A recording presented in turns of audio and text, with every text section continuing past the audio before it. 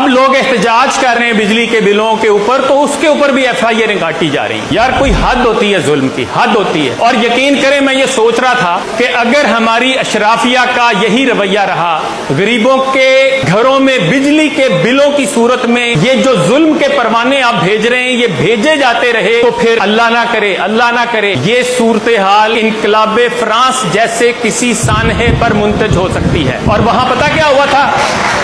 سن لیں ذرا، ول ڈیورنٹ مشہور مورخ اور فلسفی اپنی کتاب ہیروز آف ہسٹری میں لکھتا ہے کہ ملکہ جو فرانس کی تھی، میری اینٹوائنٹ جین، پیرس سے 23 میل دور خوبصورت محل میں وہ رہتی تھی، اور اس نے غریبوں کا مذاق اڑاتے ہوئے طنزیہ ایک جملہ یہ کہا تھا کہ اگر ان کو روٹی نہیں ملتی تو یہ کیک کیوں نہیں کھا لیتے۔ اور اس کے بعد جب ہجوم بفرا تو اس ملکہ اور اس کے شوہر لوئی کو پکڑا گیا، انہی کی گاڑی میں بٹھا کر گلوٹین تک لایا گیا۔ گلوٹین کس کو کہتے ہیں جانتے ہیں؟ وہ جو ایک چھرا آتا ہے اوپر سے چرخیوں پہ گھومتا ہوا اور نیچے آ کے گردن کو کاٹ کے رکھ دیتا ہے، اس کو گلوٹین کہتے ہیں۔ وہاں لایا گیا اور اس کے سامنے اس کے شوہر لوئی کو پہلے اس کا سر تن سے جدا کیا گیا۔ ملکہ کے ساتھ اس کے اس جملے کی وجہ سے اتنا غبار تھا لوگوں کے اندر کہ اس کو مجبور کیا گیا کہ وہ اپنے کپڑے اپنے پہرے داروں کے سامنے تبدیل کرے۔ وہ ماتمی لباس پہننا چاہتی تھی، اسے اس کی اجازت نہیں دی گئی۔ اس کے ہاتھ پیچھے باندھے گئے،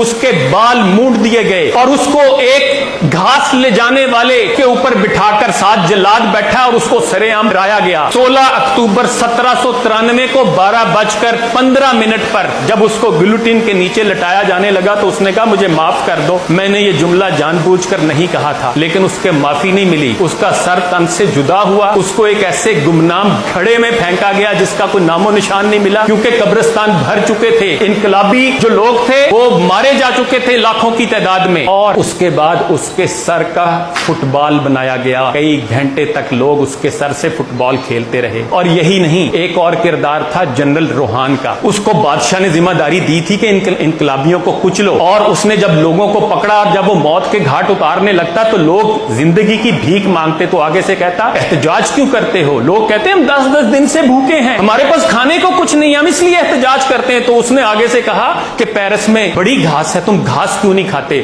اسی جرنیل کو گلوٹین کے پاس کھڑا کر کے گھاس کھانے پہ مجبور کیا گیا، اور پھر اس کے منہ میں گھاس ٹھونس دی گئی، اور اس کے بعد اس کو گلوٹین پہ لٹا کے اس کا سر بھی تن سے جدا کر دیا گیا۔ میں میسج دیتا ہوں پاکستان کی اشرافیہ کو کہ خدا را بس کر دیں، خدا را بس کر دیں، اس عوام کا اتنا امتحان نہ لیں۔ یہ نہ ہو کہ یہ غریب عوام پھر آپ کے گریبانوں تک پہنچے تو آپ کو بھاگنے کو راستہ نہ ملے۔